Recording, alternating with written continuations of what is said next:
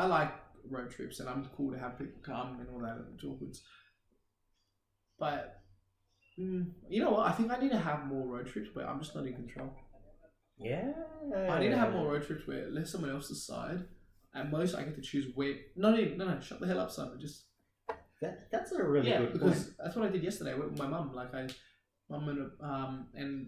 she wanted to go Hunter's Valley. Cool, go. And I just sat. I didn't have a set opinion on where we went or what we do, where we had to go. It's unstressed. I was just It's a good thing you bring that up. Like good leaders, from time to time, let other people lead. You know, like say for example, something you're not strong in, like hypothetically speaking, I think you're a fantastic kayaker and all that. Stop flexing.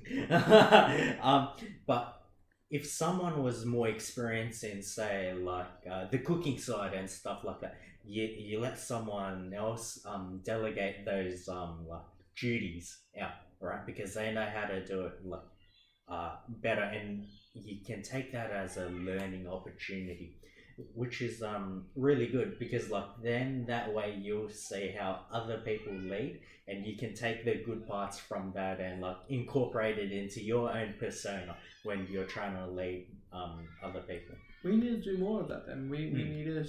I think as my friend, you need to put me in more situations where Simon, it's not your time. Shut the hell up.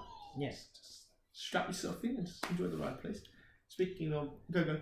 But even in saying that, like, me personally, like, I wouldn't say, shut the hell up. Like, if you had something that was like, wanted to input something, and I thought, yeah, it's a good idea, you know, I'd be like, Simon, you know, let's do plan A and plan B in addition to plan C and plan D, and we'll see how it goes, you know, like, so we know for next time, right? So Jervis Bay 1 and Jervis Bay 2, we did like maybe like plan A, B, and D, like maybe C. What about C?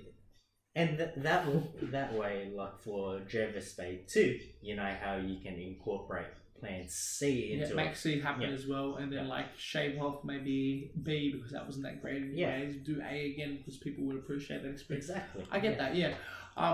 I think it's a good way to kind of free my mind and kind of loosen up. It's interesting how you and I learn with dealing with a person who's like, you know, me, right? And for me, I learn how to temper myself to you. Like you're learning how to deal with someone that's like where the levels are higher and you might need to stretch. And for me, I'm learning how to bring myself down so people don't have to stretch. So it's an interesting dynamic, and I think a lot of learning happens on both ends. I enjoy watching you see you pause and just go, okay, we're gonna have to do it like this.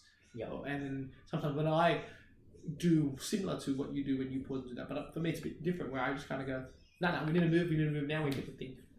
Great results, both of them, but it's how different people do different things. Because you've seen those moments where something happens and I just click on and I take charge, almost like.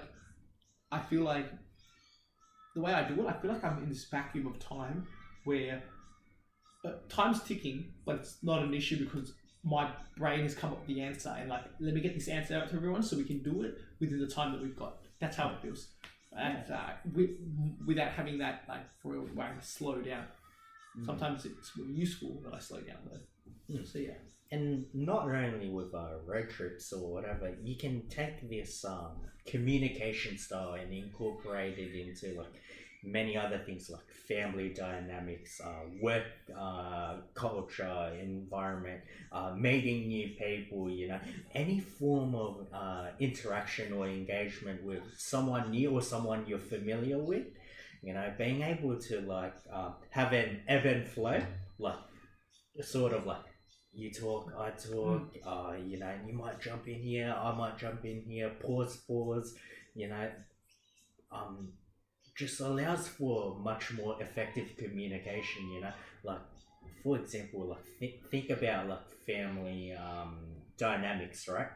Like, you have the mother, father, traditionally, like, and you have the children, right? Or, like, young adults, and, you know, like, when say for example, you want a toy, right? Oh, mum, I want this toy, and then like mum or dad may not give it to you, but like you have a conversation, like, oh, mum, can I have this toy?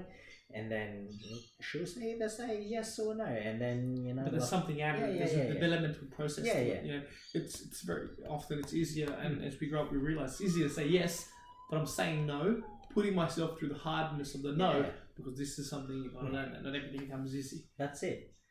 Something like that. But